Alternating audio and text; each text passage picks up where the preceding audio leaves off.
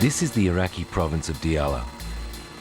The Americans believe that Al-Qaeda in Iraq has moved its base of operations here, and until recently, most of the province was in the hands of Sunni insurgents. I've come to see the US Army's troop surge in action.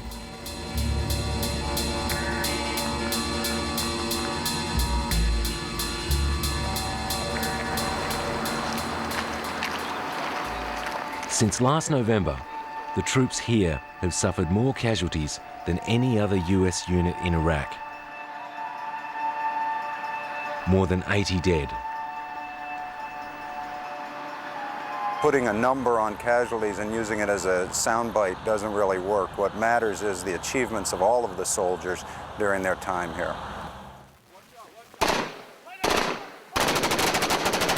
This is US Army footage of the operation in Diyala last month.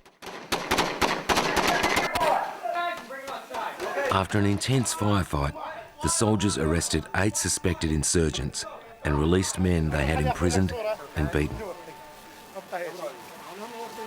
Our task is to clear, our purpose is to destroy enemy safe haven. We'll be touching down 147. Officers from the 1st Cavalry and the 82nd Airborne are now preparing a major operation to clear insurgents from the Diyala River Valley. The hallmark of this organization has been discipline and violence of action, okay? That is what's going to get us through this mission. We're not going to abuse detainees, we're not going to abuse civilians, we're going to kill people that need to be killed, and we're going to frickin' be decent to the rest of the people that don't need to be killed. There's no in between. You either kill them or you treat them with dignity and respect. We've always struck the enemy where he's least prepared, right at his heart where he thinks he's safe. And now we're resourced for the success we expect to meet. We're going to fight this battle like we've done before. This is critical. That's all I have. Right now, troops need a leader. It's going to be you. Who? Airborne, gentlemen. All right, CSS rehearsal, we're following this.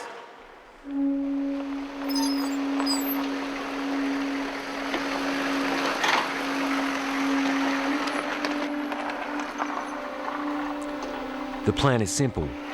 Airborne troops go in at midnight, and we follow in a heavily armed convoy.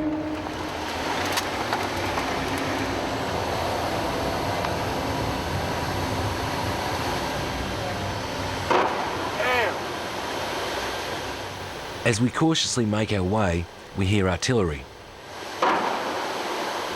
To minimise the risk of an ambush, the army is firing shells on either side of the road. We're the last vehicle in the convoy, and some of the shells are falling too close for comfort. They know that our frontline crews is way the fuck ahead of us,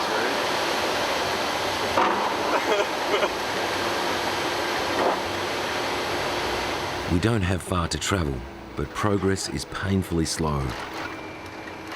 And when day breaks, we're still on the road. 68, Mike Charlie, 6813. The roads around here are frequently mined by insurgents with improvised explosive devices, or IEDs. The convoy includes armoured bulldozers which plough the sides of the road in order to detonate or disable any bombs. Once they reduce it or clear or whatever, then... When IEDs are found on the road ahead, the convoy grinds to a halt. There's a bunch of wires, but they can't find the origin of the wires. So there's several different ones, and they're not sure what it's exactly connected to. Sergeant Major Ray Edgar is with the 82nd Airborne. Their truck is actually on it.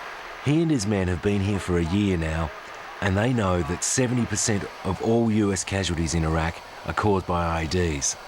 What they found was a 130mm projectile inside the culvert. Yep. And they believe it's daisy-chained to other ones, which is pretty common practice. Yeah. It's catastrophic when you drive over it because you'll have 4 or 5 rounds going up with the culvert. Creates a bunch of shrapnel and so does the asphalt. So it'll basically kill everybody in the vehicle. What's that? It would kill anybody in the vehicle that hit it. More than likely, yes. Yeah, yeah. The soldiers have to detonate the IEDs before we can move on. In your time here, how many men have you lost to IEDs like that?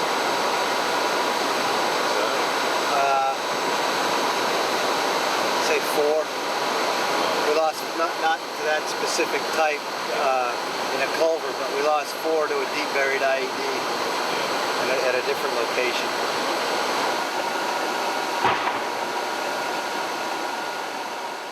Apart from the IEDs, the soldiers also have to be on their guard for what they call VBIDs, Vehicle-Borne Improvised Explosive Devices, or car bombs. There was a deadly attack on one of the unit's bases here in April this year. They were in a patrol base and the VBID broke into the patrol base. It was 2 dump trucks full of explosives, detonated and killed 9 men.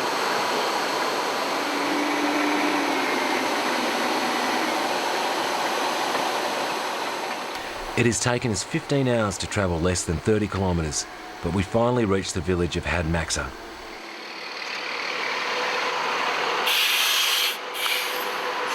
Hey! How do you get in here? The soldiers who arrived by air last night aren't answering the door. Open the fucking gate!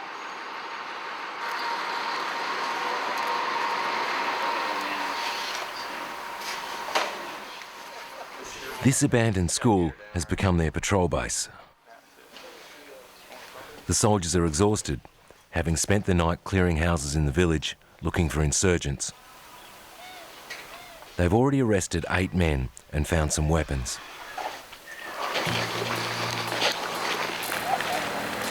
Our platoon heads out to continue the job of clearing the village. We have 36 houses to check before dark. The soldiers are on the lookout for booby traps. In the past, whole squads have been wiped out when houses they were searching were blown up. Hey, Blank, put me full security on. 1 more stop, bitches. The soldiers identify the inhabitants of each house to make sure they are not on a blacklist of known insurgents. Then they mark their hands with the house number. If the soldiers find them in a different part of the village in the next few days, they will be arrested.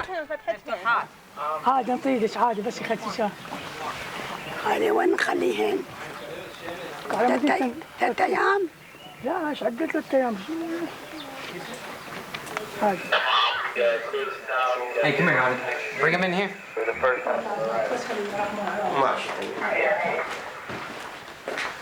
Tell him to sit down for a second. The soldiers find an AK-47 in this man's house. He's not on their list, but the sergeant is keen to ask him some questions. All right. Hey, Tom, we know the insurgents are here, right? Because we can see the graffiti and I read it outside, right? Did they all leave? Are they still around? What's the situation? What does he know? The man says he doesn't know anything. He says he got back from Kirkuk in northern Iraq yesterday, just before the soldiers arrived. Okay, hey, Fergie. Hey, did those people out there get marked? All right. This is what I need from him. Tell him I'm going to mark him and his family. I need him to stay around this house for the next 24 hours.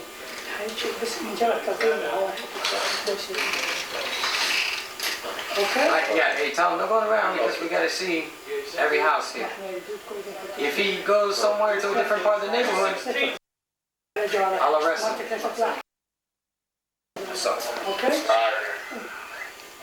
Hey, can you check my one cat that's with you? And then I'll check these guys with you. Hey, can you check that one personnel I got over there with you? It's the dog. And if they're good, then I'm up. The heat is taking its toll on the soldiers.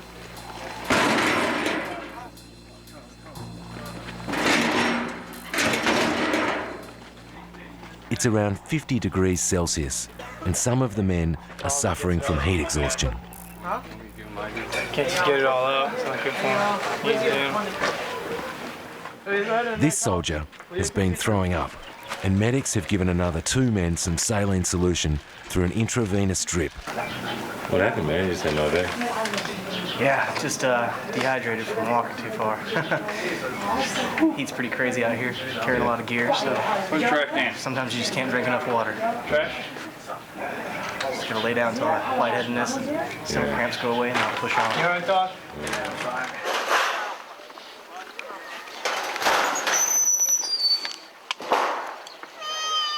The searching and marking continues.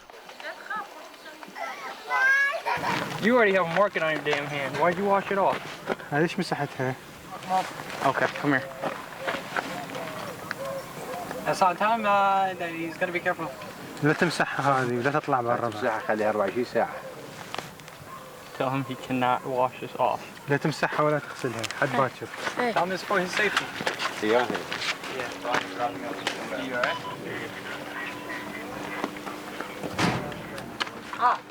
As the day wears on, the soldiers start to lose their patience. Fuck, man. They're so fucking confused.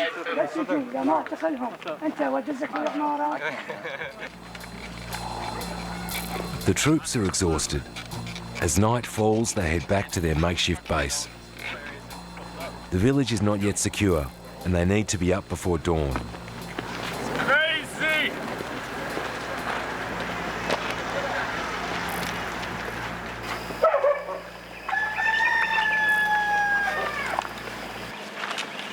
Today, the soldiers are going to search palm groves along the Diyala River. Yeah, well, it's just our unit out here, but there's a different bunch of troops, and we all get generally online. Yeah. And we'll push through together with an asset, you know, covering us as we move. And stuff like that. So, anyways out here, hopefully we can get them.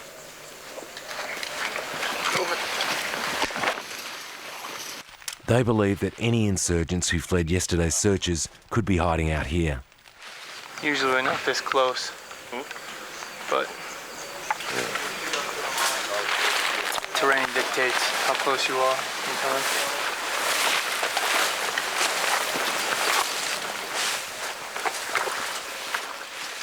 Mines, booby traps and IEDs are often placed in the palm groves. The rough terrain makes the search more difficult. Probably gonna have to. Sergeant T. Break him up, fucking. Easy now. Somebody grab that. Did you see what that did? Because of the surge, this whole unit and nearly all of the 160,000 US soldiers in Iraq have had their tour of duty extended by at least 3 months. What's that? How long can they keep you in the army? I guess until my contract's up.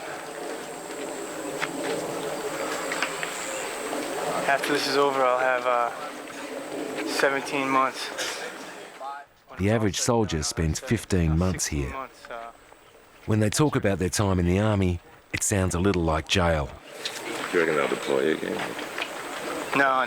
When I get back, they'll hold me in for 90 days, and then I'll be released. I'll be able to get out. So, I don't know. We got extended to 3 months over here, so that extended everything 3 more months. Yeah. But, I don't know, I guess everyone's got to do their time.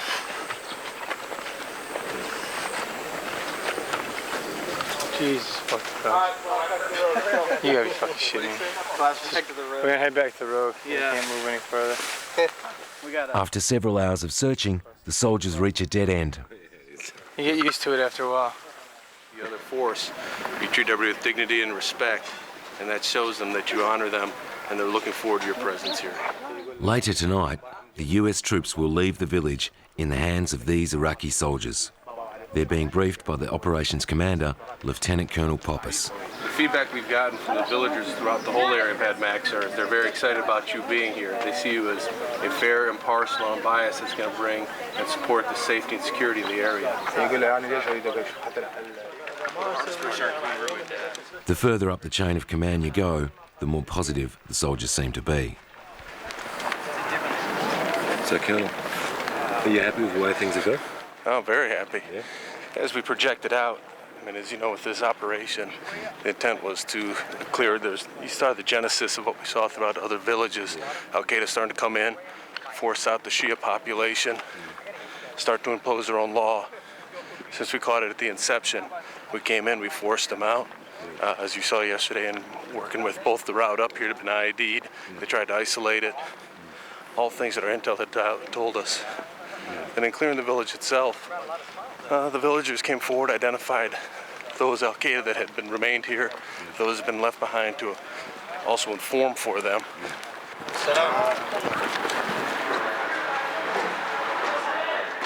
Back in the relative safety of the soldiers' makeshift headquarters, I interview Captain Jesse Stewart. He spent most of his tour living in patrol bases in the Diyala River Valley. Do you think there is the political will to sustain this level of troop numbers to carry out successfully this counterinsurgency program? Well, that's obviously, I'm not back in the United States right now, so I can't accurately gauge the political will, but I can tell you that the people that are over here, especially my paratroopers, they do understand what we're doing, and they understand that, you know, regardless of the decision was right or wrong to come here in the first place, we can't just leave it like this. We've got to fix it. And to stop now would negate everything good that every soldier done that has died over here thus far. Yeah. And here in Diyala, you see your main enemy as Al-Qaeda. Correct. Yeah. Yeah. And what evidence do you base that on? I mean, they're very public about it. They're very good at their IO campaign, information operation campaign, and they're very public about it. In this area, it is a somewhat, you know, Shia-dominated government, and so Al-Qaeda's kind of run with that to try and tell the people, the Sunni minority that's here in the area, that the Shias are against them and the government's against them.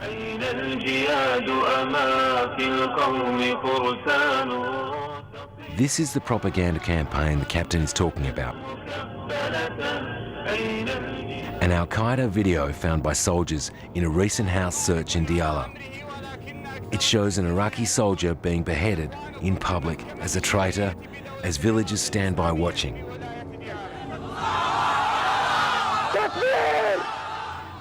It's what the US Army says was happening here before it arrived.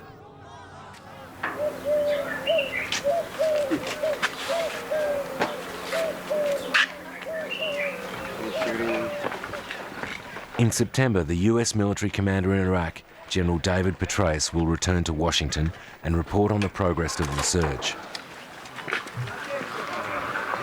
Colonel David Sutherland commands the 1st Cavalry, which oversees operations in Diyala.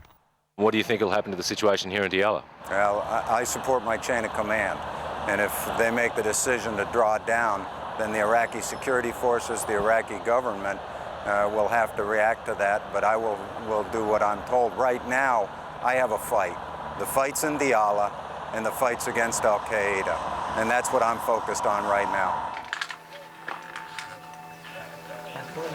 A massive military operation involving 16,000 soldiers is now underway in Diyala.